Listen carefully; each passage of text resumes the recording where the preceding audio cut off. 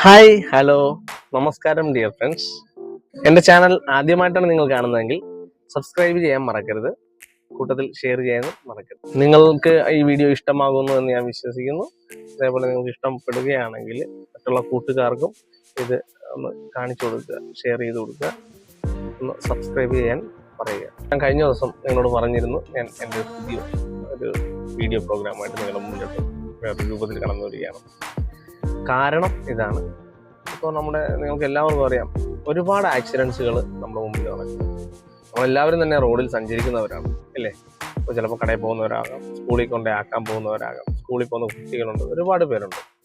അപ്പോൾ എൻ്റെ കുറച്ച് കാര്യങ്ങൾ, നിങ്ങൾക്കറിയാവുന്ന കാര്യങ്ങൾ തന്നെ നിങ്ങളോട് കുറച്ചുകൂടെ ആഴത്തിൽ കൊണ്ടുവന്ന് നിങ്ങളെ അറിയിക്കുക എന്നുള്ള ഒരു ചിന്തയിലാണ് ഞാൻ പറയാൻ പറ്റുന്ന കാര്യം. റോഡിനെ കുറിച്ചുള്ള കുറച്ച് ബോധവൽക്കരണമാണ്.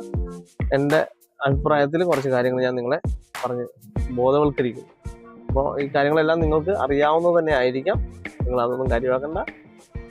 ഞാൻ പറയുന്ന കുറച്ച് കാര്യങ്ങൾ ഒന്നുകൂടെ ശ്രദ്ധിക്കാൻ നോക്കുക, മറ്റുള്ളവരോട് പറഞ്ഞുകൂടെ കൊടുക്കാനായിട്ട് ശ്രമിക്കും. ഞാൻ പറയാൻ ആഗ്രഹിക്കുന്ന ഇതാണ്, നമ്മളെല്ലാവരും തന്നെ റോഡിൽ കൂടെ സഞ്ചരിക്കുന്നു.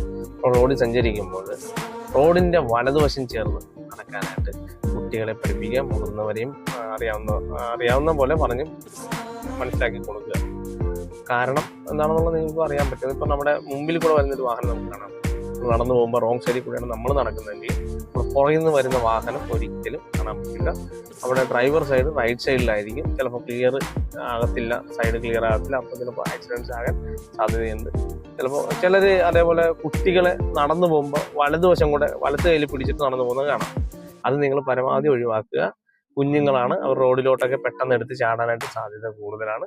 അതുകൊണ്ട് അവരെ കെയറായിട്ട് ഇടതുവശം ചേർത്ത് നടത്തുക. നമ്മളും റോഡിന്റെ സൈഡിൽ, അത് റോഡിന്റെ വലതുവശം ചേർന്ന് നടക്കാനേ ഞാൻ പറയുള്ളൂ. അതാണ് നമ്മുടെ നിയമം.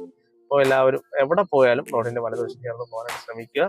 അതേപോലെ റോഡ് ക്രോസ് ചെയ്യുന്നവർ, നടപ്പാതകളുണ്ട് നമ്മുടെ എല്ലാ റോഡുകളിലും. റോഡ് ക്രോസ് ചെയ്യാനുള്ള ഒരു നടപ്പാത, സിബ്ര ലൈൻ അവിടെ ഉണ്ട്. അതിൽ കൂടെ നമ്മൾ കാര്യങ്ങൾ നിങ്ങൾ പറഞ്ഞെല്ലാം കേട്ടാണ്. നടപ്പാതയിൽ കാല് വെച്ചാൽ തന്നെ വണ്ടികൾ നിർത്തി.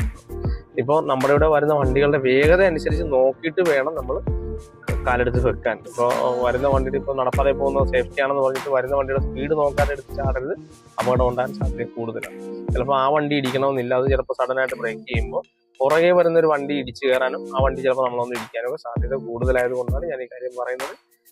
അപ്പോൾ വളർന്നു വരുന്ന തലമുറയെ ആക്സിഡൻസിൽ നിന്നൊക്കെ കുറച്ചൊക്കെ സേഫ്റ്റി ആകാനായിട്ട് നമ്മളെ കൊണ്ട് സാധിക്കും എന്നാണ് എൻ്റെ ഒരു കാഴ്ചപ്പാട്. പണ്ടൊക്കെ പഠിക്കുന്ന സമയത്തൊക്കെ പറഞ്ഞു തരാറുണ്ടായിരുന്നു, ഓടുന്ന വണ്ടി ഇരുന്ന് വായിക്കരുത്, മൊബൈൽ യൂസ് ചെയ്യരുത്. അപ്പം അന്ന് പറയുന്ന പത്രം വായിക്കരുതെന്നാണ് എല്ലാവരും യാത്രകളിൽ വായിക്കാറുണ്ട്. പക്ഷെ ഇന്ന് അതല്ല നടക്കുന്നത്. വണ്ടികളൊക്കെ പോകുമ്പോൾ എല്ലാവരും മൊബൈലിൽ നോക്കിക്കൊണ്ടിരിക്കുകയാണ്.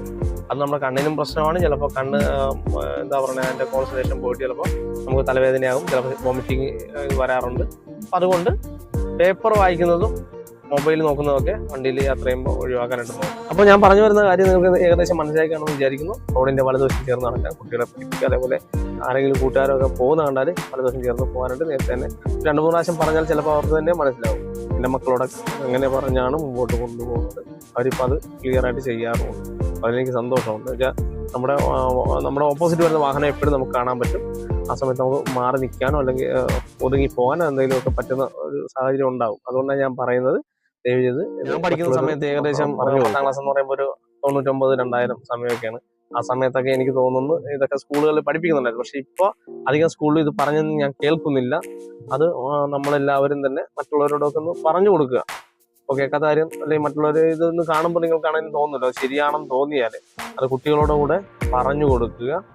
അതേപോലുള്ളൊരു കാര്യം എനിക്ക് പറയാനുള്ളത്, നമ്മുടെ സ്കൂൾ വിട്ടതിന് ശേഷം പോകുന്ന കുഞ്ഞുങ്ങളുടെ കാര്യമാണ്. ആ കുഞ്ഞുങ്ങൾ പോകുന്നതൊക്കെ ഇപ്പോൾ റോങ് സൈഡിലാണ്. അതേപോലെ തന്നെ ഒരുമിച്ച് വർത്താനം പറഞ്ഞിട്ട് റോഡിൽ കൂടെ പോകുന്നുണ്ട്. സൈക്കിളിൽ പോകുന്നവർ പോലും അങ്ങനെ ചെയ്യുന്നത്. സൈക്കിളിൽ പോകുന്നവരും അവർ 2-3 പേര് ഒരുമിച്ച് ലൈൻ നിന്നിട്ട് വർത്താനം പറഞ്ഞ് പോകണം. പുറകെ വരുന്ന വണ്ടികൾ സ്ലോ ആകാനും ട്രാഫിക് കൂടാനും ഒക്കെ കാരണമാകുന്നുണ്ട്. ചിലപ്പോൾ അപകടം ഉണ്ടാകാനും സാധ്യതയുണ്ട്. അതുകൊണ്ട് ദയവ് ചെയ്ത് പിള്ളേരെ പറഞ്ഞ് ബോധവൽക്കരിക്കുക. അപ്പോൾ കൂട്ടുകാരെ, ഞാൻ അടുത്ത വീഡിയോ ആയിട്ട് കടന്നു വരാം. ബൈ.